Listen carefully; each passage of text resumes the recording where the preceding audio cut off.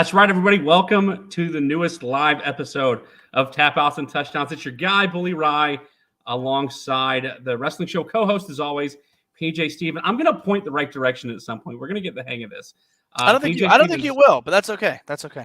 Listen, I'm going to do my best to try to get it right one day. But sometimes your best isn't good enough. You know what I'm saying? So. Well, no, hold on. According to Twisted Sister, if that's your best won't do. Okay. There you go. Let's get it together a little bit. Sometimes we just got to say we're not going to take it. You know what I mean? Oh my God! Don't listen. I'm don't logging out. Don't go chasing waterfalls. Is that TLC? Oh my God! Yeah, that's TLC. No, you ever seen the movie with Mark Wahlberg and Will Ferrell, the other guys, with Michael Keaton's their boss? Oh yeah, I think I've seen it a long time ago. Is that the movie with the Gator don't play no shit?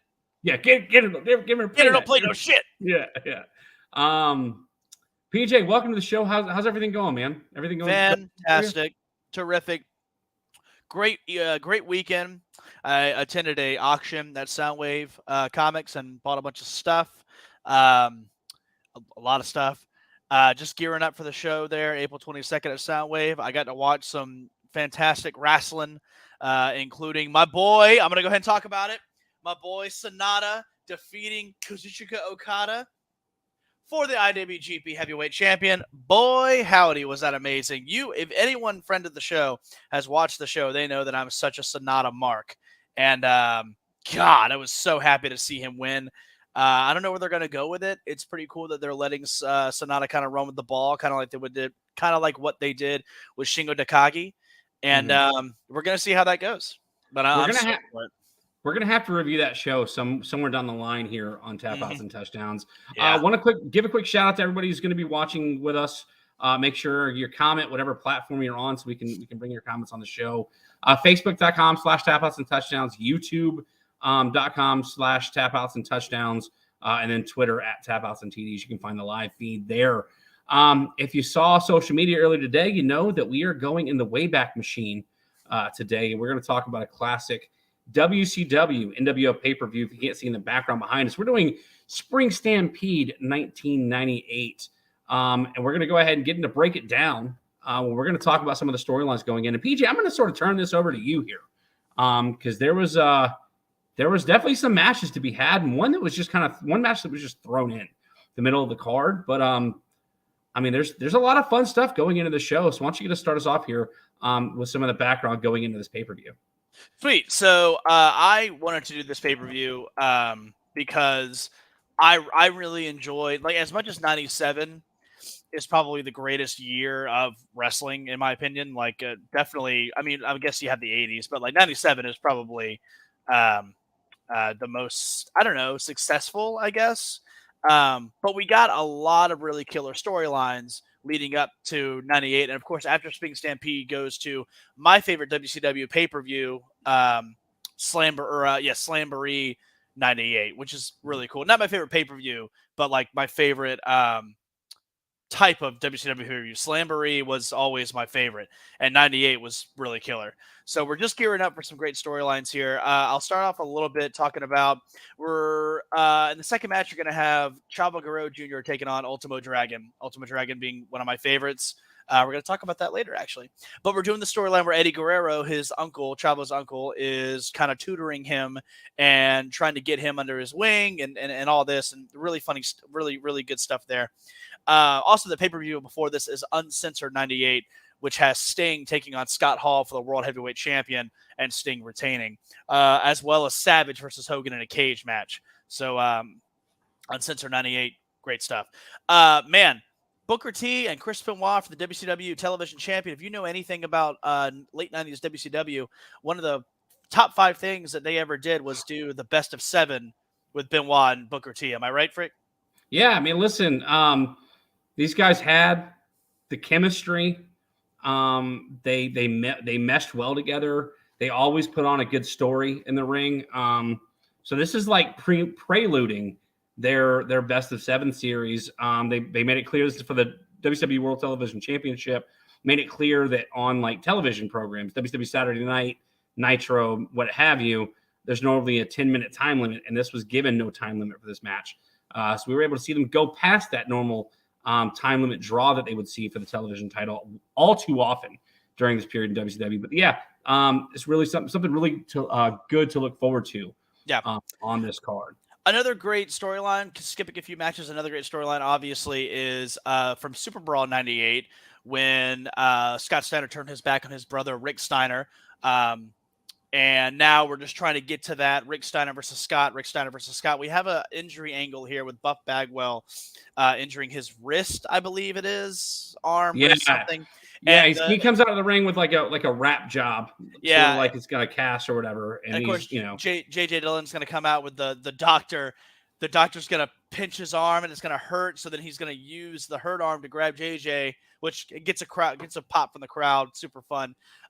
So decent tag match. I guess we'll get into the match, but it's just leading up to that final clash between Scott Steiner and Rick, because we truly didn't get quite the payoff in this one, but we definitely will. The idea is that ever since Scott turned on Rick, he wouldn't face Rick Steiner face to face. He would only face his brother coming from behind. Correct. And that's where we're going with this angle here. So I'm gonna skip one of the storylines and go to lesser one in the order of matches. But Raven and DDP, in my opinion, had one of the greatest rivalries in WCW. It was, when you talk about chemistry, look no further than DDP and Raven. Super fun. They take on DDP takes on Raven in this pay-per-view for the United States champion. Great. And by the way, the United States, I never get over how awesome that belt looks. The United States heavyweight belt, to me, is still my favorite.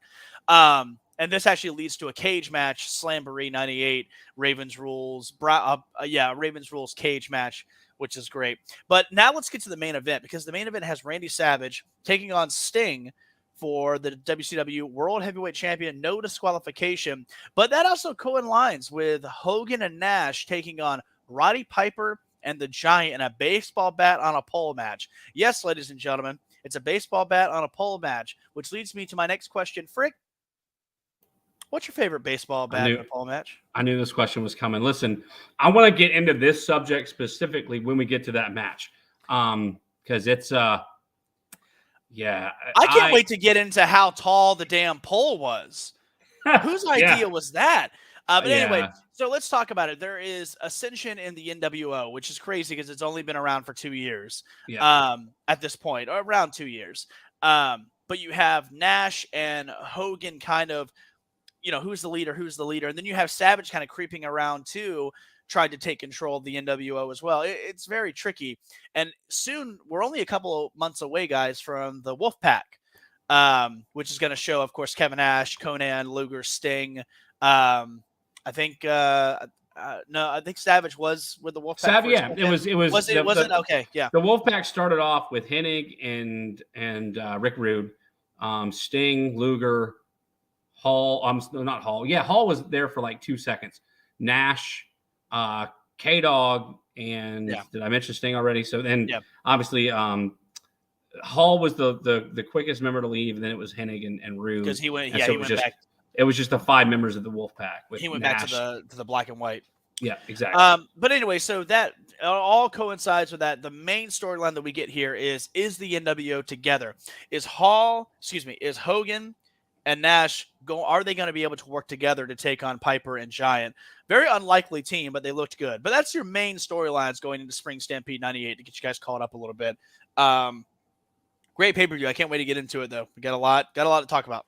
Yeah, so to PJ's point, it's the big storyline is still continuing to be NWO versus WCW.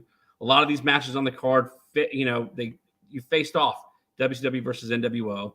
And then obviously, it's the who's in charge. Where's the dissension with the NWO? Are they together or are they not? Who's in charge? Like, it's basically what PJ said. So a lot of fun stuff going there. This is generally I want to ask you, do you think that, to your point, we have an NWO storyline going on with itself right now, and then you mentioned a WCW versus NWO rivalry as well, which has been going on since '96.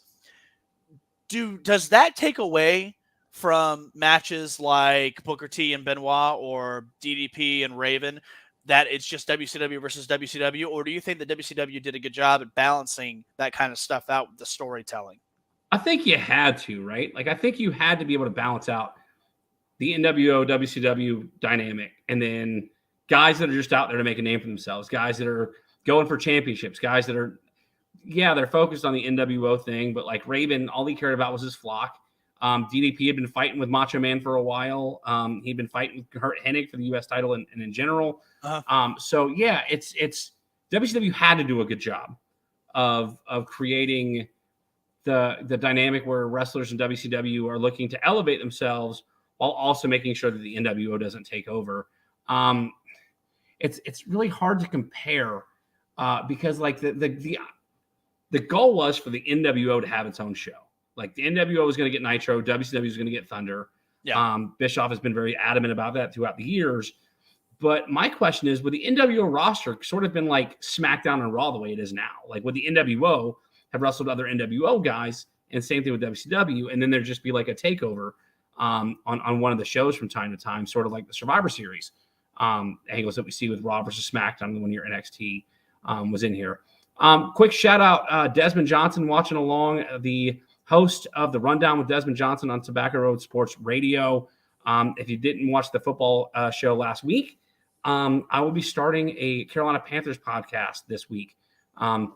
The Cat Cave, Carolina Panthers podcast.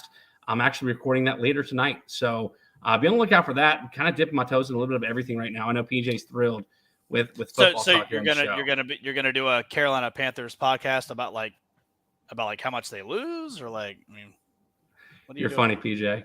It's okay. I just said I used to be a Panthers fan too, and then I grew up because I knew that I would never win. My dad was a Panthers fan. That's the only reason I like the Panthers. I actually hung out with Banker Bill over the weekend, and I keep reminding him that we're going to get him to predict a pay-per-view one day, and you're going to come on when football season comes around to predict football games. And I'm just so excited about that. I'm so excited. Speaking of late 90s WCW, the other reason I like the Panthers is because of Kevin Green. Oh, yeah, Kevin. Dude, that was my first ever football jersey. Fun fact. Really? Kevin Green? I wore a Kevin Green Panthers jersey in elementary school. Wow. And there was one other guy. I can't remember his name. I want to say his name was Mark. But it would be fun if we ever got because we don't both wear our Panthers jerseys to school. And it was just on the off chance that we both wore it the same day. It was like a little a too sweet because we're both wearing Panthers jerseys, but nevertheless. Yeah. I remember when Kevin Green went into the Hall of Fame, I was sitting at a bar and just watching him go in, and I was like, man, he looks good, He goes, and the guy beside me was like, man, he did the most running, Bubba, he did most tackles, blah, blah, blah. And I was like, yeah, none of that matters, man. He teamed up with Piper and Flair and defeated Hall, Nash, and Six at Slamboree 97. Okay, so we don't need your the stat. The stat that he was throwing out there was that he I think he still does. He holds the record for most sacks by a linebacker in NFL history. So that might be what he was talking about. Nevertheless, I'm right there with you. PJ, this is generally the time that we take a break, but I'm going to give the fans a little bit of a reprieve this week. We're not going to take any commercial breaks this week, so enjoy this ad-free episode. The YouTube and the live shows are normally ad-free anyway, but we're going to go ad-free on the podcast as well as a little treat. So you guys are getting a taste of what the live audience gets. So you should just join us live. You'll get that all the time. Yep. And if you hop in, make sure you leave a comment behind, and we'll read them on the show, because we're going to be talking Slamboree, not where Slamboree. Listen to me. You've already got Slamboree on the mind. I know. I love Slamboree. Go ahead. Spring Stampede 1998 is what we're going to be discussing today. So let's move on from break it down and get right into the main event, where we're going to get into this card here. And the show starts off with a match between WCW against Raven's Flock. And we talked about dissension. There's more dissension in Raven's Flock here. There's sort of some tension here with Saturn and the rest of the Flock. Saturn comes to the ring with Billy Kidman, and he is taken on Goldberg. Goldberg wins this match in 8 minutes and 10 seconds. PJ, this match was good until it wasn't. Like, what happened in this match that took that turn to make it that typical Goldberg match here? Just gaga. It was a little sloppy. Saturn was trying a lot of high risk stuff where it just wasn't necessary. But still not a terrible match. I gave it 2 stars in my notes. I mean, it was all right. Just another just another streak win for old Goldberg. I And mean, this win puts him next night on Nitro, taking on the winner of DDP and Raven for the United States champion, which is fun. yeah, I mean, listen, there was a lot of cool stuff that you don't normally see Goldberg doing in this match. He did hit that super kick that ended Bret Hart's career on Saturn in this match. It did get sort of sloppy at the end just because I think Goldberg got blown out. And, you saw the Flock try to get involved, specifically Kidman. Kidman eats a spear. And then Saturn goes to put on the rings of Saturn on Goldberg, and Goldberg basically lifts him up. And if I'm not mistaken, that might have been the same time where he reverses it and sort of muscles him around into like a half-hearted jackhammer, if you will. Yeah. And gets the pin. Like you said, another streak win. And just, I got sick of Goldberg, and I know that's what his character is supposed to be, his gimmick's supposed to be. It's just this powerful truck of a man. But man, his no selling was really bothering me. Gets thrown into the post, head first to the steel, and just, I'm all right. Some of the things were just kind of hindsight looking back at it. I was just like, God, something that drove me the most crazy about this match was the fact that Goldberg didn't seem like he knew how to hit the ropes. Like he was getting whipped in the ropes late in the match, and he sort of like back bumps the ropes instead of again, if you never trained in a ring, you don't know what I'm talking about. But you gotta lift that arm up, and you gotta hit two different parts of your body on that rope. Yeah. And he just sort of just kind of bounced. It drove me nuts, and I don't know why. But it just showed how green Goldberg still was. Even after 78 wins, still green. I mean, again, this match was really, really good. Like, there was some impressive stuff being done until about maybe halfway through, and then it just kind of fizzled out. Like, again, you're not going to get 5-star matches out of Goldberg ever. Right. The DDP match is probably the closest thing to a 5-star match that he'll ever have. DDP, Halloween Havoc 98. Yep. But I digress. It was still a good match until it wasn't here. Another Goldberg win. Next up on the card, PJ alluded to it in Break It Down, where you've got Chavo Guerrero Jr. sort of being, I don't know, aggressively. Would that be the right way to put it? Aggressively led by Eddie Guerrero. Eddie Guerrero wants him to win, wants him to do the cheat to win stuff here, which is funny because towards the end of Eddie Guerrero's career, it was I lie, I cheat, I steal in his theme music, and he's got cheat to win on his shirt. So with Latino Heat and the Radicals, everything that he went through, it all came back to cheat to win. And that's what I like to see here. But nevertheless, Chavo Guerrero has to win against Ultimo Dragon to sort of alleviate some of the pressure that Eddie is putting on him. And it doesn't happen. This match goes 11 minutes, 49 seconds. Ultimo Dragon wins with a Dragon Sleeper. It was fun to watch, but I'm not sure if I really want to talk about the match, PJ. Is this some of the best stuff that Eddie and Chavo did, in their careers? I mean, I think it was between this and them being a tag team and what is that, 04, 05? Maybe when there was Los Guerreros. Los Guerreros. Thank you. I thought that was their name, but I didn't want to get it wrong. Yeah. And Ultimo Dragon is one of my favorite wrestlers of all time. So anytime I get to see him, plus I love the green and red. It's super fun. I'm disappointed you didn't bring the mask with you tonight. I'm disappointed. You know what? I packed it. It's packed. It's packed. There's a lot of stuff that's already packed in the office, ready to go. But yeah, I did come across that in my Facebook memories the other day of me meeting Ultimo Dragon, having him sign it. Anyway, no, man, I love Ultimo Dragon. This match did go a little too long for me, but they were really trying to push that narrative of Eddie coaching his nephew, and just didn't work against Ultimo Dragon. But still, great match. I did enjoy it. Yeah. Listen, anytime Eddie and Chavo got on screen, and this is when Chavo is still sort of fighting it. This is before Chavo breaks and starts bringing out Pepe, that the horse stick. I forgot what those things are called. But that was before Chavo broke. He still got the serious gimmick with Eddie just yelling at him, and the match sort of ended when Ultimo Dragon seemed to have gotten hurt in this match, and Eddie's like, you get on him, and Chavo wouldn't do it because the referee was holding him back. Yeah. And Eddie just got irate. He jumped up on the apron, got the distraction, and Chavo went for the I forgot I think it was the Tornado DDT that got reversed into the Dragon Sleeper to give Ultimo Dragon the win. When you talk about Pepe real quick, it reminded me of a note that I had here. Saturn made a face during the Goldberg match, and it might have been when he was trying to put on the rings of Saturn, but he made a face, and all I could think of was him screaming at Raven in WWF when Raven was shredding up his moppy, if you can remember that storyline. I remember And Moppy. I remember Saturn on the ropes going, Moppy! And he made some face, and all I could think in my head was just like, Moppy. Do you remember why he got that storyline in WWE, right? Because he injured somebody, right? There was punishment.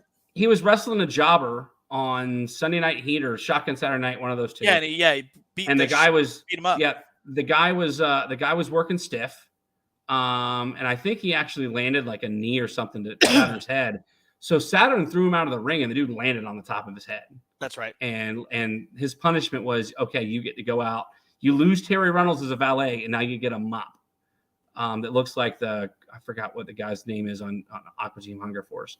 But it had that red mask on the mop. Yeah, it's just, it was just like the Wilson thing. That was just terrible creative. Well, some great creative here we've got.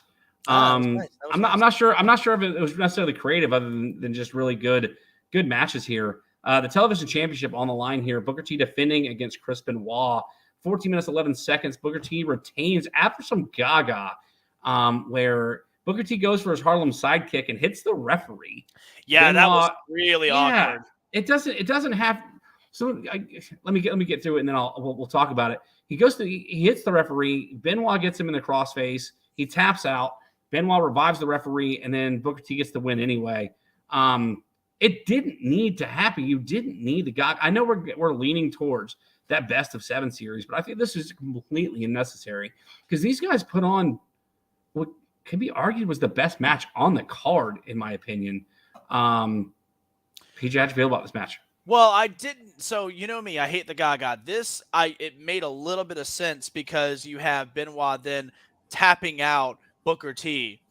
But then is it an argument? It's an argument though. Did he reach for the ropes or or is he tapping out? And that just continues on the storyline, which is great. I'm totally into it. However, you have Booker T losing the TV title later on that year, and he goes against he loses it to Finlay. Yeah, and Finlay goes to Slamboree 98 to take on Chris Benoit in a pretty good match. Yeah. So I didn't really get it, but at the same time I kind of understood it. But I did enjoy did he tap? Did he try to grab the ropes? What was that? But the kick itself looked really awkward. Yeah, listen, there's 2 things that came out of this match. One, Booker T might be one of the best wrestlers in all of wrestling history, to be completely honest. 2,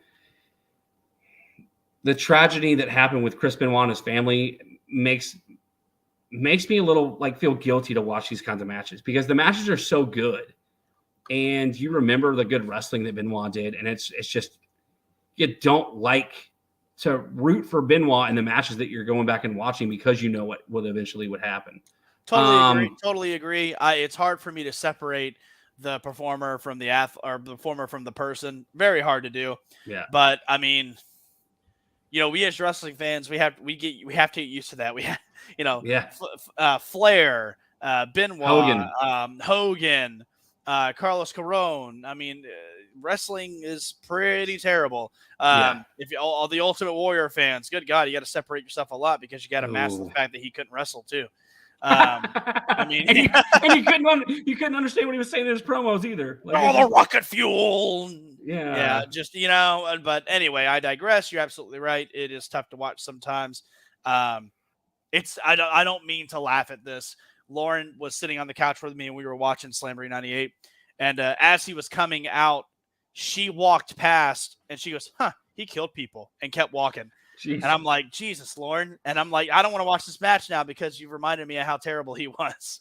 Yeah. I mean, I don't think it makes sense to do a show about Benoit, but everyone has their opinions on that situation. And I'm not sure if it's worth even hashing.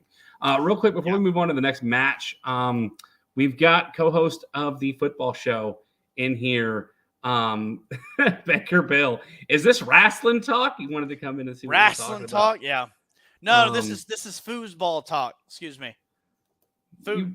We're playing the foosball. It's the devil. You're going to lose all your foosball games. Mm-hmm. God, that's such a good. That came on TV the other day. Let's move on here. Next match on the card was one of the shortest matches, if not the shortest match on the card. Kurt Hennig taking on the British Bulldog. Storyline here we didn't really get to. Rick Rude has been getting involved in matches with handcuffs, and so he's going to be handcuffed to Jimmy Anvil Neidhart at ringside.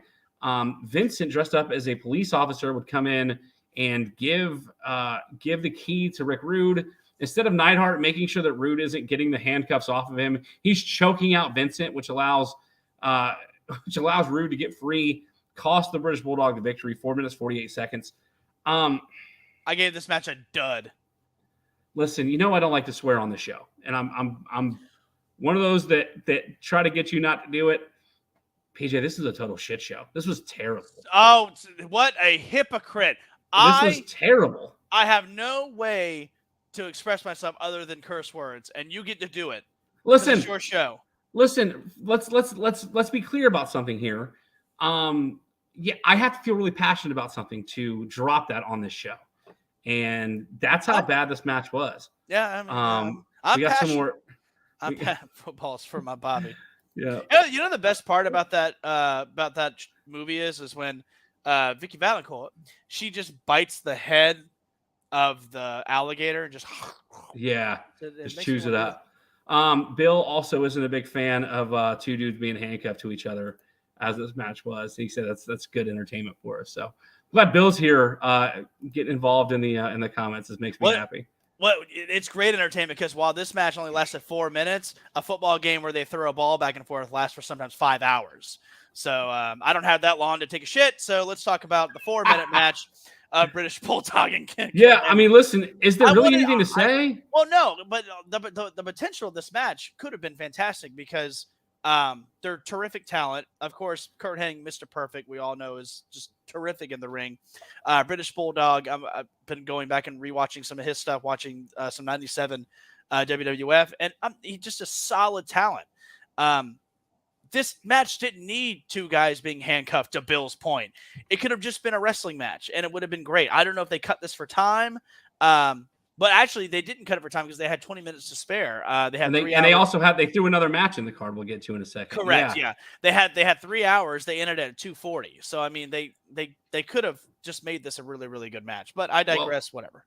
I think the most upsetting thing about watching this match is that Vincent is the only talent still living out of this match. Every single person in this match passed away.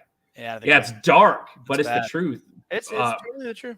Rude was the first to go, but Hennig was gone, Bulldog was gone, and Neidhart's all gone. And God, how great was Rude, man? I sometimes will go back and rewatch some early WCW 92 stuff, and just how great he is. It makes me sad that I never got to see him live wrestle a match, because he obviously couldn't take bumps, but he could give out some beatings, as he did. The heat, man, the heat that he would get. Yeah, I'm genuinely because I didn't really get into WWF until probably 1995, which is when I really got into wrestling in general. And by then, Rude's wrestling career was already over. Yeah. I very, very vaguely remember him as part of DX because, again, I wasn't watching WWF at the time. It was all Nitro. It was, we talked about this earlier off the air. I remember I went back and started watching Nitro from the beginning in 1995. And my first wrestling show my mom took me to was Nitro, where Hogan and Savage took on Flair and Anderson in the main event. And so it was always watching WCW, didn't care about WWF. And then one day I saw Rick Rude on WCW TV, and that was obviously the night he was infamously on both shows. He's the only wrestler to be on both shows on the same calendar night. Same night. Yeah, same night. And so again, back then I didn't understand the significance of it like I do now. And so I'm sort of like I never got to see Andre the Giant when he was alive because I didn't know of him when I was a kid. I'm genuinely upset I never got to see Rick Rude in action live, like getting to see him before he had to retire due to injury. I'll tell you what, neither one of these guys, well, I guess one of them may be semi-retired. I haven't heard him. But the other guy is going strong late into his late 40s. Maybe he turned 50 this year. I can't remember. We had a Cruiserweight Championship match between the defending champion, Chris Jericho, and Prince Iaukea. This match goes 9 minutes, 55 seconds. Prince Iaukea is like, yeah, I'm glad this is here. Yeah, he is garbage, and I need to know why you hate Prince Iaukea. This match wasn't bad. I think Prince Iaukea was just awful, and he just was terrible in the ring, and he couldn't cut a promo. He was The promo's fair. They put him in the they put him in the cruiserweight division, and I don't think he belonged there. He was a mid-carder at best. Yeah, I never felt him, and for some reason WCW loved him, put him in so many I never. He was a television champion too. See, he was a TV champion. I was just gonna say I don't think that they gave him a belt, but yeah, you're right. They gave him the TV belt. I don't know. Prince Iaukea is just horrible. I don't think this match. Listen, we know this is probably the biggest disagreement we've ever had. I don't think he's terrible. Oh man, this match wasn't bad. I mean, do you think this match was bad? No, the match wasn't bad, but Prince Iaukea definitely didn't make it great. I don't get it. I don't get it, man. I don't what about it? Does he not know how to take a bump? Is he clumsy? What is it? I think he looks awkward to me in the ring. By the way, he was cruiserweight champion twice, so they made a mistake. They made a mistake twice. Anyway, no, I think he's just awkward in the ring to me, and yeah, just not a big fan of it. I do remember him. I didn't remember this at first, but I did remember Jericho taking his Hawaiian dress thing. The dress thing. At the very end. That was pretty funny. I had forgotten about that. And he wore that for a good while, too. He took trophies from everybody that he beat. Yeah. I think Prince Iaukea is just awkward. He's almost as bad to me as Bret Hart's entire WCW career. And that's pretty bad. I still think his Bret Hart's career was better in WCW than Prince Iaukea was, but that's not a knock on Iaukea. I thought you were. No, Bret Hart's WCW career was god awful. I mean, it was. Yeah, it was. Listen, WWF Bret Hart and WCW Bret Hart, admittedly, the polar opposites. Yeah, right? But the worst part about Bret Hart's WCW career, the best part about his career was getting speared by Goldberg in Canada with a steel plate, and then they have the match, Bret Hart and Goldberg, but we never got a payoff for it because Goldberg kicks him in the face. Yeah, he killed Bret Hart. Yeah, he did. And Bret Hart's his WCW career was just insane, going from heel to face, working subpar matches. The one match that comes to mind is him and Sting, Halloween Havoc '98, and that's supposed to be the battle of sharpshooter. Yeah. And it was just filled with Gaga, and he hit him with a bat 16 times, which is borderline murder. Yeah. We talked about that on the show. Oh yeah, we did. That's right. Yeah. Sting does a stretcher job, and it's just what are we doing? Anyway. The other most disappointing thing about this match, PJ, was the fact that Peacock or WWE Network, wherever you're watching it, they don't have the rights to Jericho's WCW music, so we have to hear Walls of Jericho. Yeah, I love that Pearl Jam track. That was really cool. It's so good. That and same thing with DDP's music.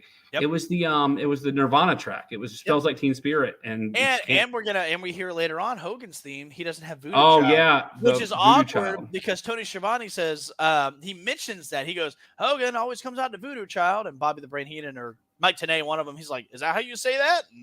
And they were expecting Voodoo Child to play, and then it's just the NWO theme. So it's funny, you do hear it once play. When Hogan wins the title off the Giant at Hog Wild, I think as they're spray painting the belt in the back, or as they're celebrating in the back, the music plays in the background. Voodoo Child actually plays in the background. And if I'm not mistaken, that's the only time on WWE Network or Peacock that you can hear Voodoo Child play. With the NWO round. I wonder if just nobody called it. They just missed it. Yeah, it could be. Or it just didn't play long enough to warrant needing the copyright for it. We talked about not having enough time. I don't know why this match was only 6 minutes. Rick Steiner, Lex Luger, Scott Steiner, and Buff Bagwell. Again, we talked about the dynamic here. Scott Steiner is running from Rick ever since he turned on him. Buff and Scott try to get out of the match before it starts. So we get some Gaga before the match even starts. Steiner lines into the ring, if you want to call it that. Just completely beelines into the ring and doesn't really get his hands on Scott clean. I don't think enough gets said about Scott Steiner's comedic ability. Like we always talk about his infamous math promo. If it's a one-on-one match, you got a 50% chance of winning. But I'm a genetic freak. Yeah, and, it's the Steiner math. It's very infamous, known as Steiner math. But watching him go to the ring with Buff Bagwell and his cast, and just sort of like elevating his hand on his shoulder to make sure he kept his hand up, that sort of stuff, and then just running from Rick Steiner, it doesn't get talked about enough, but it's so good. Yeah, it is. And I don't think Scott Steiner, because Scott Steiner is known as he's known as the genetic freak, I'm your big bag booty daddy. Let me listen to hear all you freaks out there. Big Papa Pump is your hookup. Holler if you hear me. That's what you know him as.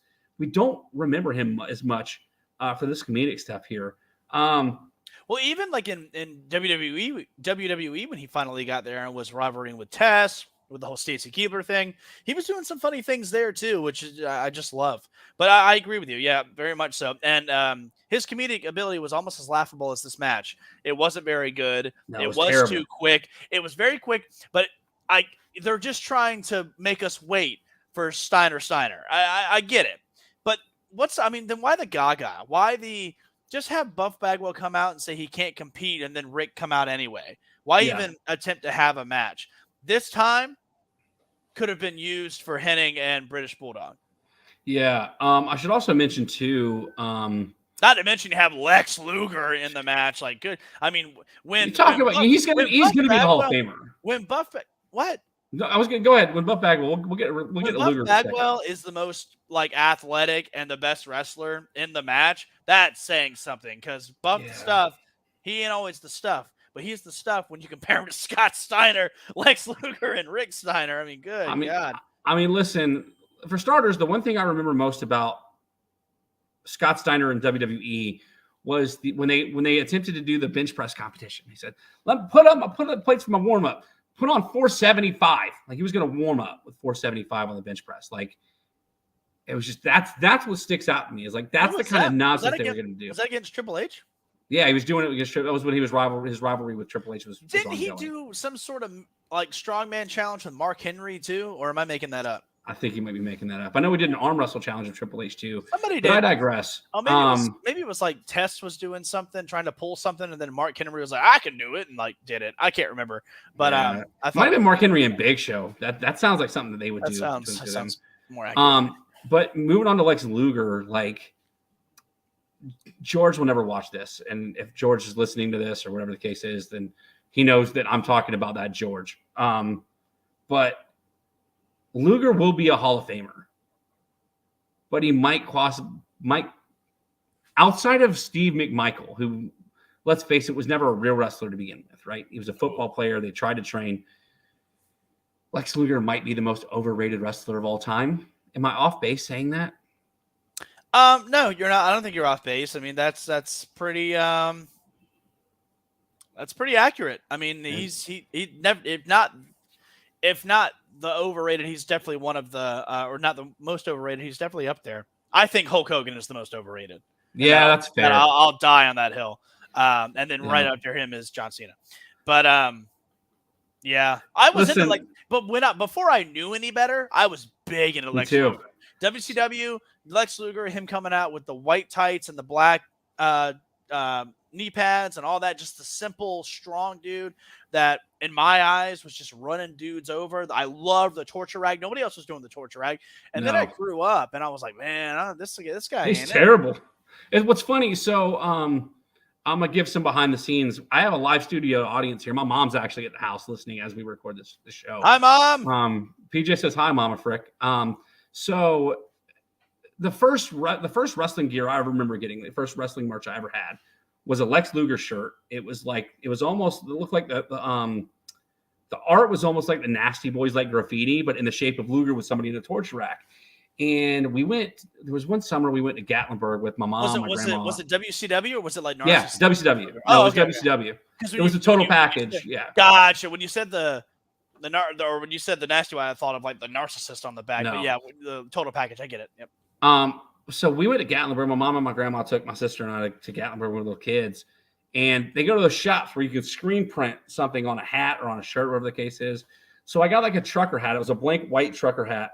And it's a picture of Lex Luger with, I think, Sick Boy or somebody in the torture rack. And I put my face on Lex Luger's head.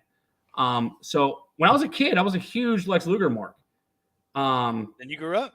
Then I grew up and realized how actually bad he was. That's really funny. Why did you choose Sick Boy? It was just whatever. It was the stock photo they had of Luger. Yeah, it was a stock photo. I always try to figure out who it was that he had in the rack because I was like, who is that he's got? Because you can't see his face. It's just a guy in like almost like a singlet, and you can see the long hair, and he's just Luger's just got him up in the rack, and I wonder if I got that hat. You know what I bet? You know who I bet it was? I bet it was Bryan Adams. And the reason I say that, I'm going back to Slamboree again. I had that VHS tape, the best of Slamboree, and on the back of it, I'm going to show it to you off the air because I have to find it. But it shows Luger having Bryan Adams in a torture rack. And by the way, that match isn't even on a Slamboree, but I don't know why it's there. But whatever. But he's doing it. He's doing the torture rack, and Bryan Adams got the long hair, and he's got the singlet. So I thought about that. I mean, who is basically Crush? But anyway. That's pretty cool. Yeah, I like that. I doubt that I'm gonna be ever find that hat. That hat's probably long gone, but I digress. Next matchup on the card, they billed as a non. What was the wording they used? It was non-promoted, whatever the case was. It was a match that was not originally on the card. Unsanctioned, maybe, I don't know. Yeah, whatever it was. Psychosis taking on La Parka here, a cruiserweight match thrown in the middle of the card for whatever reason, in between this match and the tag match between Hogan and Nash taking on Piper and the Giant. We get Psychosis taking on La Parka. 7 minutes. This match got longer than both the Steiner match and the Bulldog Hennig match. PJ, I know we kind of both love us some Psychosis. I love the La Parka gimmick, the chairman of WCW, and his little dance always got me because whenever I played WCW Revenge, I would play with La Parka just so I could hit the taunt. Or you just be somebody else and just do the little circle on the joystick and you get to steal his taunt. So that was always fun. But and you always started with a chair. Yeah, you always started with a chair with La Parka. Yeah. Any comments about this match, PJ? I didn't think it was that good. No, it wasn't. It was, but you know what? It wasn't great because I was looking forward to a cruiserweight match, but this match was very stiff, and it was two dudes just like kind of beating the hell out of each other, which is kind of fun. It was a Japanese luchador match. It was crazy. I kind of liked that it was a little bit stiff, and I kind of liked that it was a little bit like, that was rough, because things happen, wrestling. That's the way wrestling is. It was a little bit more realistic than, for lack of a better word, flippy dippy shit, as Vader would say. Yeah. The late great Big Van Vader. But I still enjoyed the match, but it wasn't great. To be fair, La Parka did a really good job of protecting Psychosis. Correct.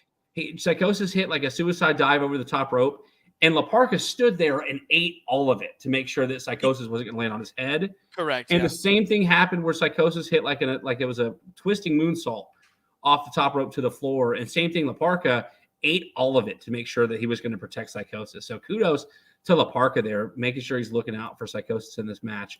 Real quick, I told you she was here. She's in here in the comments now too. Mama Frick throwing a little hi-yo, watching behind me.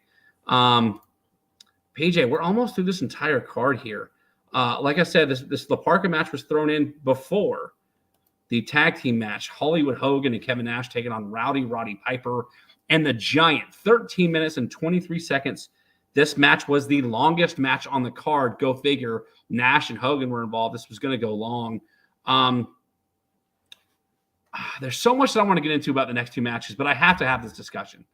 You asked and break it down. What's my favorite baseball bat on a pole match? What is your favorite anything on a pole match, PJ? Oh, Viagra on a pole match. I'm trying not to get worked up, but it's hard not to. The idea that anything is on a pole for a match that you have to get down and retrieve, whether it's Viagra, a baseball bat, Judy Bagwell on a pole match. The jacket on a pole match from that the UFC guy. He's bald. He's got the goatee. Tank Abbott. Tank Abbott, and some dude was on a jacket on a pole match, and So straight jacket. I don't know. It was just like a leather jacket on a pole match, and when he pulled him off the pole, dude took out a knife and was like, "I could kill you right now." Yeah, that was real. I don't get it, man. I think if I never see insert gimmick on a pole match ever again, I won't be upset. Like, that's what ladder matches are for. Pull the Dominic Mysterio's custody papers on a pole. Okay, so real quick, I just want to since we're talking about on a pole match, I just want to kind of what's the word I'm looking for? Explain to Thank the you. audience? Yeah, for lack of a better word, I want elaborate to, on what this is. Elaborate. There we go. That's the word. I can sometimes say them. All right, elaborate. Words are hard, PJ. Words are hard. Let's see. It was Super Brawl 2000. Tank Abbott infamously pulled a knife out on Big Al and threatened that I can effing kill you right now. And it was the jacket on a pole match at Super Brawl 2000. And Tony's commentary was trying his best to chalk it up to I don't know what that was, blah blah blah blah. It was crazy, but yeah, it was something like he isn't Tank, like stole, or maybe Big Al stole his UFC jacket, or like it's something like that. It was terrible. Yeah. But anyway, when I think of on a pole match, I think of Tank Abbott pulling out a knife. Yeah. On live television and saying, "I could kill you right now." You won't find that in a football game. You'll just find guys hugging each other, which is fun. So I think we need to explain to Bill what on a pole match is, and he probably knows what we're talking about. But I digress. So you've got four corners of the ring. One of those corners is going to have a platform with a pole that leads up to the platform where you can grab whatever it is that they're on there. Like there was no platform in this. That pole was just 15 feet tall, and to the point where they were saying on commentary. Yeah, poor Piper's trying to climb the pole, and I'm like, shh. And even Heenan goes, who can climb that? And Piper's trying to climb it, and he goes, "That's the wrong guy to be climbing the pole." And you get the whole match like Giant climb up and get the bat. Because even Giant had to step up and grab it. I mean, that's a tall dude. They were joking like, this is teamwork. No, the Giant's got to get up there and put his hand on Piper's rear end to propel him up to get the bat. And then on top of it all, they get the bat, and Hogan grabs it and throws it away.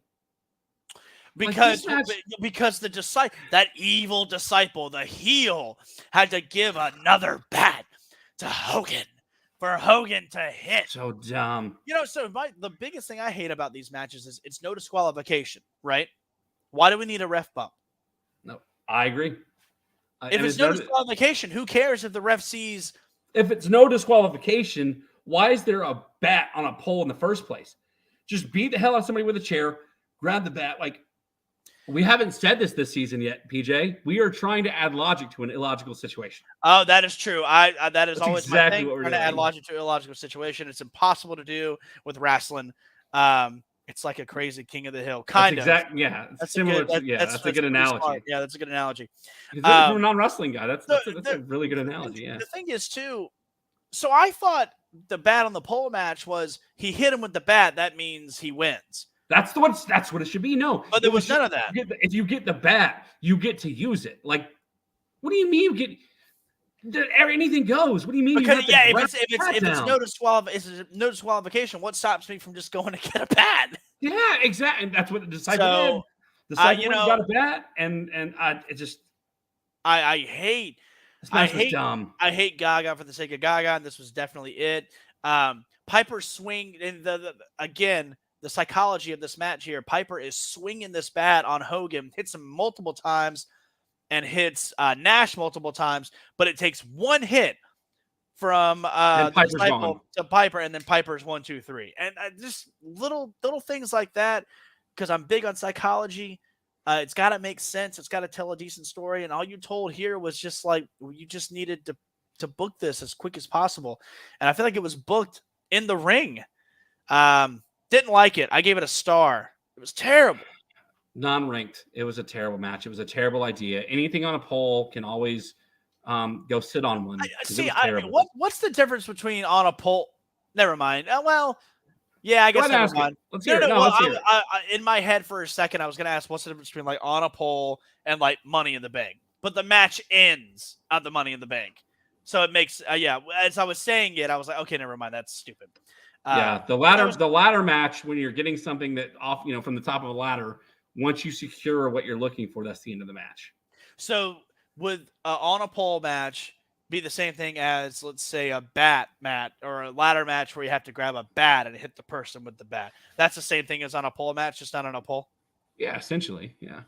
So, it'd be pretty terrible. It's if you have to grab something off a ladder match, off the ladder, you have to go up something and collect something so that you can use the weapon. That might as well be on a pole match. Might as well just put it on a pole. If I never have to see like somebody book in the future a insert gimmick on a pole match, you'll never hear me complain about it. Yeah, never hear me complain about it. It's dumb. Like there's no way around it. Like anybody booking on that was Russo. That was all Russo. Did you know that there were 8 in the entire 2-decade history of Impact Wrestling? There have been 18 on a pole matches with various items placed on said pole. No, that's news to me. The other thing that irritated me about this, PJ, was that it was in the corner that Hogan and Nash were supposed to use, so they had to like shift corners to the ring. That's why WCW isn't around anymore. Stuff like a coal miner's glove on a pole match. That was 92 Halloween Havoc. Chair on a pole match. We're going to go through these real quick, guys. Flag on a pole match. That's a King of the Hill for Bill. That's what King of the Hill. There you go. Flag on a pole match. Dean Malenko taking on a Canadian competitor in a flag match. Nitro 99.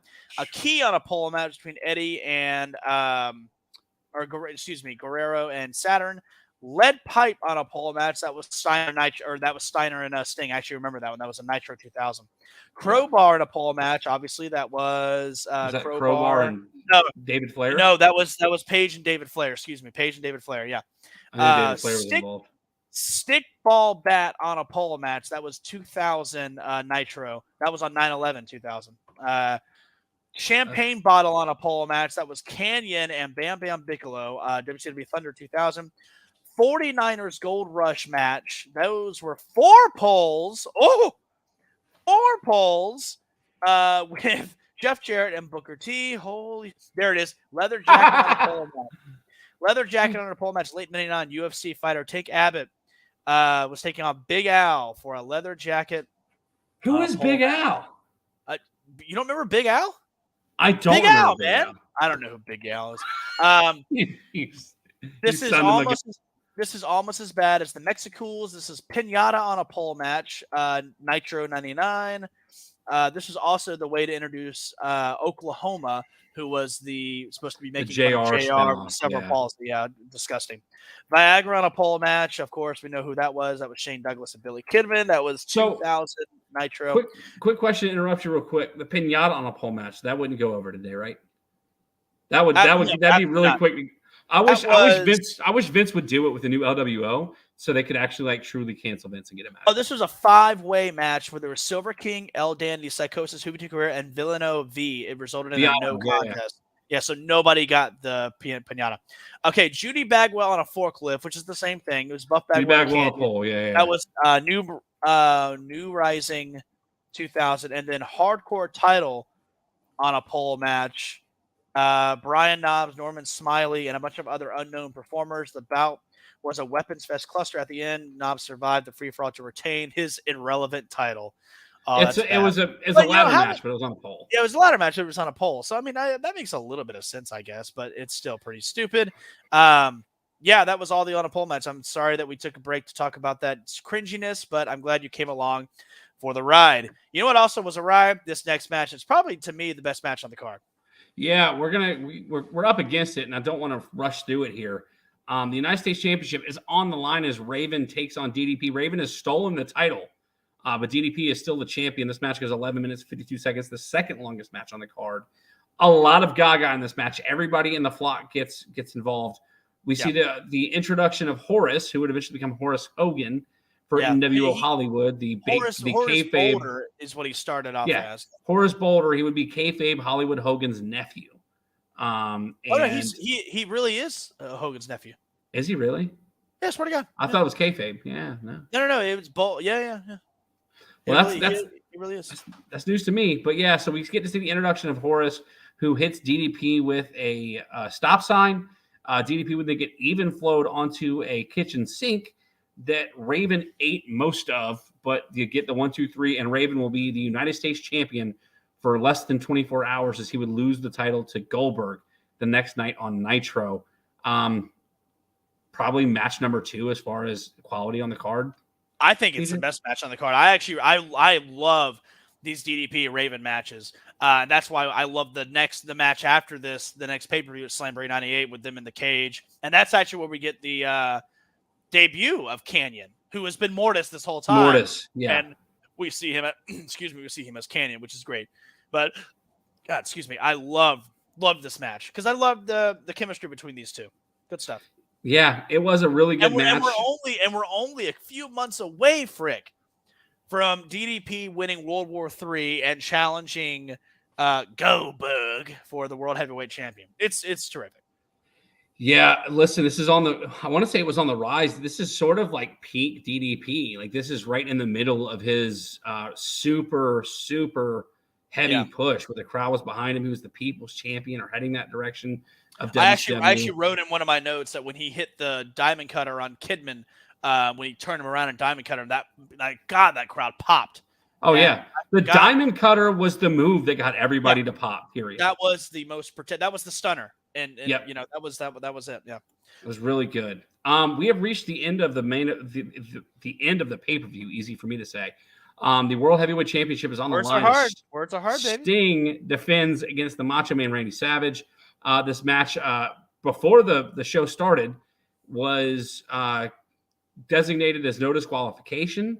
So you knew there was going to get stuff involved. Miss Elizabeth with Edith Stinger Splash in this match. You'd see Kevin Nash get involved. You'd see Hogan get involved. Yeah, Hogan would get involved because Hogan, he's the only one in the NWO that can be champion. Yeah. And Nash is going to do everything he can to make sure that's not the case. And therefore, Nash would hit the jackknife on Macho Man Randy Savage. Savage would crawl over and get the 3 count. No.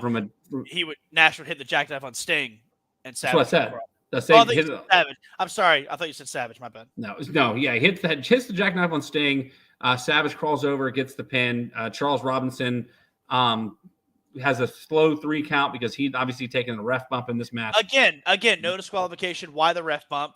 Hogan could have came out there and interfered, taken Savage down, and then later on, the match was okay. I gave it 2.5 stars. Wasn't great. I love Sting in this era. This is obviously one of my favorite Sting eras. Sting, it's, my top dude. The match was just okay. I don't think it really needed the Gaga, but you could have Sting lose clean because he's still your guy. I think the wrong guy won. Sting had no business losing this match. I don't care if you're trying. Yeah, I know the story they're trying to progress is Sting, or Savage is now going to go against Hogan for the title, and that's how they get the title off of Sting is they give it to Savage in a dirty match, so Savage can turn around and lose it to Hogan again. And then Goldberg defeats. Yeah, Hogan. but you don't need any of it. Like no, you don't. Like it doesn't make sense. And again, it's piss poor booking for WCW 1998. Yeah. And so again, Randy Savage is your new World Heavyweight Champion. PJ, again, this would normally take a break, but before we get into the final segment of the show, eloquently called the curtain call, we're going to do another top 5 countdown this week. Final thoughts on Spring Stampede 1998. Entertaining pay-per-view. I'd give it 3.5 stars out of 5. It was entertaining, and it was typical WCW. Still fun, campy stuff. Little things that we can nitpick about, but it still was good wrestling, and I enjoyed it. And I just love the nostalgia factor of it. And we hope you guys do too, man. Like, go take some time out of your day to watch Spring Stampede 98, man. It's a good pay-per-view. At least if you want to take an hour of your time, and the 3 matches I would suggest you watch from this card are Booker T and Chris Benoit for the television championship. Obviously, the United States Championship match of Raven DDP, and then the World Heavyweight Championship match, Sting Yeah. versus Savage. I I mean, those are the three. You could get away with watching those three matches that will give you little less than an hour, and you can sort of get the gist of what this pay-per-view was about. I agree. That's good. That's good assessment. PJ, we normally would take a break here, but we're getting right into the curtain call because we're up against it here. If you missed last week's live show, the curtain call is where PJ, Steven, and I are going to be giving you a top 5 countdown every week, top 5 list wrestling related.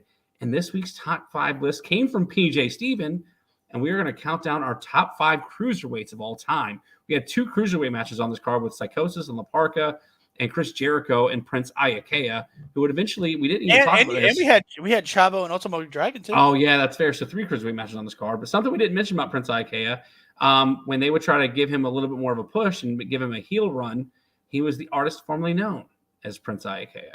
That's another reason I probably hate him. That's probably why you don't like him. PJ, give me your number 5 cruiserweight of all time. So my number 5, it's hard to rank these, man, because the cruiserweight division in WCW was just so terrific. And by the way, this doesn't have to be all WCW. Most of mine are, just because of the way it is, but it didn't have to be. But my top 5, and we definitely like to hear your guys' top 5 too. Put them in the comments. Put them after the fact. Tweet them. Whatever you got to do. But my number 5, I'm gonna go Dean Malenko. Oh, that's a good one. I'm giving my number 5 is I just had it in my mind, and I don't think it's the right name. I've got Okada, but that's not it. Who is the time bender, the time traveler? Why can't I say his name? Kushida. That's where I got it mixed up. Okada Kushida. Kushida. Even though I couldn't get his name right, he's my number 5 cruiserweight of all time. That's pretty good. Yeah. Number 4, I'm actually gonna go old school again and go Billy Kidman. I think Billy Kidman was one of the best cruiserweights because he was able to hold it with the guys who have been doing it for a long time, whether it was AAA wrestling or luchador or the Japanese style, and he could still hold it together and for an American, which is great.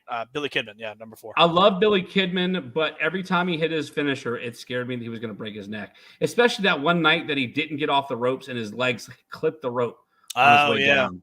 Yeah. But Billy Kidman did it 1,000 times. Lesnar did it once and messed it up. Yeah. Once, but you know what I mean. My number 4 was your number 5, and I'm not going to spend a lot of time, but Dean Malenko. Not a guy that did all the flippy floppy stuff. He wasn't an agile cruiserweight by any means. But with my size, like when I was obviously a smaller guy in my younger years, Dean Malenko would have been the wrestler that I would have wanted to emulate. The technical savvy, the power, with the fact that he was as small as these other cruiserweights, but he was beating them up like he was a heavyweight, just tossing around a bunch of smaller dudes. Loved watching Dean Malenko. That's my number 4. Nice. What are we on? Number 3 is actually the current junior IWGP heavyweight champion, and that is Hiromu Takahashi. I think that he is just an amazing cruiserweight, an amazing lightweight, whatever you want to call him. And I think he's the guy right now, and big fan of his.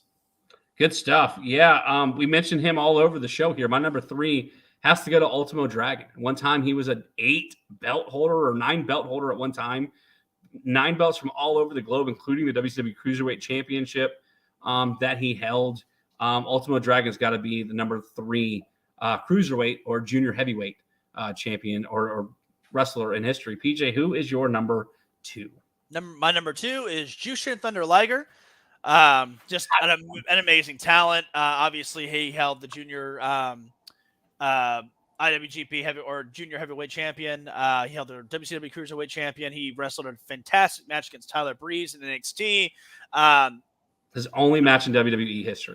Just amazing. Went into the Hall of Fame. Had an amazing retirement for Wrestle Kingdom back in the day, where he actually took on Hiromu Takahashi in a tag match, 6-man tag match, I think, or maybe a regular tag for his final match. Can't remember. But Jushin Thunder Liger, the man. I think our number 1 and 2 are going to be identical. My number 2 is also the man, Jushin Thunder Liger. Who is your number 1, PJ? I think my number 1 goes without saying. No, it's not. It's not. We're not the same, because my number 1 is Ultimo Dragon. Really? Ultimo Dragon to me is the epitome of cruiserweight. It's not Rey Mysterio, who was your number 1, and I already know that. Great. I mean, Rey Mysterio is fantastic. He's like my number 6 or 7. Ultimo Dragon is my number 1. Listen, I love Ultimate Dragon. He was obviously my number 3 for a reason. Rey Mysterio changed the game. He made people think differently about small dudes in a wrestling ring. He was doing things out here that nobody else was doing. I couldn't tell you how many knee surgeries that he's had because I'm not his keeper, but it seemed like every other year he's having knee surgeries. 5 or 6 now. I think it's been more than that. Probably. I mean, he blew out. Right. He did do all those things. No argument. Although I will argue that it was more, I think, Sean and Brett who changed a lot of the promoters' mind about who we can put in the ring that were smaller than her, roided up freaks. But no, Rey Mysterio is fantastic. I'm not debating it. To me, Ultimate Dragon is still just he was the yardstick. To your point, holding all 8 of those belts in all different promotions. I mean, he was FTR before FTR was, in their daddy's testicles. Ultimate Dragon is, to me, I think he's the best. He's the greatest cruiserweight. All right, so here's a curveball thrown at you on the fly here. Besides meeting him and getting him to sign a mask, what's your favorite Ultimate Dragon moment? It's tough. Probably his match with definitely one of his matches against Eddie Guerrero, Slamboree 98. This next pay-per-view is really, really great. But he took on Rey Mysterio. I want to say it was Super Brawl 96 or 97. I could be totally wrong about that. Yeah. But I that is one of my favorite matches of all time. It's Ultimo Dragon and Rey Mysterio. Baker Bill, his favorite memory of Ultimo Dragon is when he fought Godzilla. Apparently, I don't know. I mean, that makes sense. He also says that he has 2 belts to boot too. So he's a little step closer to being Ultimo Dragon because he's got 2 belts. I'm loving Bill getting involved. So it was Rey Mysterio and Ultimate Dragon Spring Stampede 97, ironically. The year prior. But also, they fought on a SmackDown in 2000. I guess it had to have been 2003 or 4, which I don't that's not the one I'm thinking of. But the one I was actually thinking of originally was Ultimate Dragon and Rey Mysterio at WCW Hog Wild 96. Great match. Fantastic. But even all of Ultimate Dragon's All Japan or New Japan stuff, I mean, it's just tremendous. He's fantastic. So I'm going to throw another one at you because I've got mine. Do you have a favorite Rey Mysterio moment? Between the ladder match for the custody of Dominic, him winning the World Tag Team Champion. But the best memory is Kevin Nash freaking lawn-dotting him into that freaking trailer. Dude, if you've never seen this, and I know if Bill's still in here, he's never seen it. There was an angle when the NWO was originally taking over. NWO was taking over, and it was on Monday Nitro, and all of a sudden there says there's a commotion in the back, and everybody leaves the ring and goes out back. And there's just this gang fight outside. And the NWO was just wreaking havoc, beating people with baseball bats. And Rey Mysterio jumps out of a trailer, and Rey Mysterio is 5'3". Kevin Nash is 7'2", and just catches Rey Mysterio and just launches him in the side of this trailer like a lawn dart. Yeah, it's awesome. It's one of the greatest visual things in all of wrestling history. The scene got so chaotic, and this is a very famous story. The scene got so chaotic that neighbors in the area called the authorities because they thought there was an actual gang fight going on. Yep. And actual EMS, actual police, and everything showed up to this scene. It was great. And Bill, I've got Bill excited. He needs to see that YouTube Rey Mysterio. Yeah, it's pretty sweet. I would also look up, if you can, guys, talk about Ultimate Dragon. Probably another great match that's fantastic. It has my 1 and 2 is Jushin Thunder Liger and Ultimate Dragon in the Tokyo Dome in 1993. Fantastic stuff there. So great stuff. Real quick before we sign off, I want to give a thanks to the people who joined in. A little quieter of a crowd tonight, but we were also talking some classic wrestling, and people might be more in tune to the stuff going on now. Shout out Desmond Johnson for giving the like on Facebook. Everybody who watched on YouTube and Facebook tonight. Special shout out to the football show co-host Banker Bill for being here for the majority of this show. PJ looks like he might have found something here before we sign off here, but once he gets his headset on. I'm gonna thank him for joining us tonight, and we're gonna sign off. PJ, it looked like you had found something. You're looking for something here. No, I had to plug in my laptop. Excuse me. Oh, and PJ, that's PJ's sign off. He didn't quite make it to log off of his computer. Thanks once again to PJ. If you missed it, beginning of the show, he will be doing his last concert with Guardians Warlock in 2 weeks at the comic book store down in Charleston. So make sure you go check that out. Make sure you go follow him on social media. Guardians Guardians with an apostrophe S, Warlock. But that's all we've got for the wrestling show. I guess PJ got tired of Banker Bill's mouthing off about the football. And my laptop was dying and I didn't realize, and I was like, oh, let me get the cord real quick, and there was no way. Well, PJ, remind us the date. I was telling everybody to make sure they go check your final concert out down in Charleston. Remind us the date and place where they can go see you perform. Soundwave Comics, April 22nd. It is Record Store Day, so there's going to be killer sales on records, obviously, and then he's going to have some nice comic book sales too, which is great. But Soundwave Comics, man, it is the place to be in Somerville and Charleston for comic books and records and multimedia, Funko Pops, if you're into that kind of stuff, toys, all that stuff. But the best part about it is you're going to have the greatest heavy metal band in Charleston, 3-time winner of Best Metal Band, Guardians Warlock, for the final time. Selfishly getting on the stage one more time before I head out west. And we're really, really excited about it. Genuinely, it's going to be super, super fun, and I'm looking forward to seeing everybody, man. I mean, it's seriously, one more time is kind of hard to do, but we always said that if we would do one more, it'd be for old Mr. Greg. So it's going to be super fun. The bands that we're playing with are fantastic, and anything for this Charleston music scene, man, I'll die for it. And definitely do one more with the band before I head out. It's going to be bittersweet, but it's time to go. Well, PJ, this has been a fun show. We've gone long once again because these live shows, we have a lot more fun. Yeah, we're trying to interact with everybody. So thanks, PJ, for joining me. You guys comment which deep dive would you like us to do next? Any kind of classic pay-per-view? I love doing them. I love going back and rewatching old stuff. Really, really fun stuff. I love going back from the nostalgic factor, and then you just kind of remember stuff. You kind of remember that, oh man, I really enjoyed that, or if we wouldn't have picked this, we wouldn't have gone off on the tangent on the pole on a pole match, which is just so fun.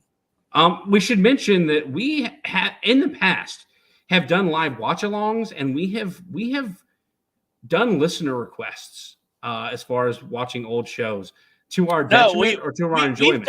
We've done every listener request. Actually, we have. Yeah, we have. You don't say that we've done listener. Every single thing that someone has suggested, we've done it. We've watched it. Yeah. So if there's something you want us to watch and review, make sure you go and let us know on social media at Tapouts and TDs on Twitter. That's underneath my name here on the screen. On Facebook.com/Tapouts and Touchdowns. And we will review anything. We will do a WrestleMania to November to Remember 2006. We will do the good and the god awful. Yeah, or we'll watch a football game, which is equally as god awful as November to Dismember, or November to Remember, or no, it was December to Dismember 2006. That was god awful. Yeah. PJ will get there at some point. PJ, thanks for joining us tonight.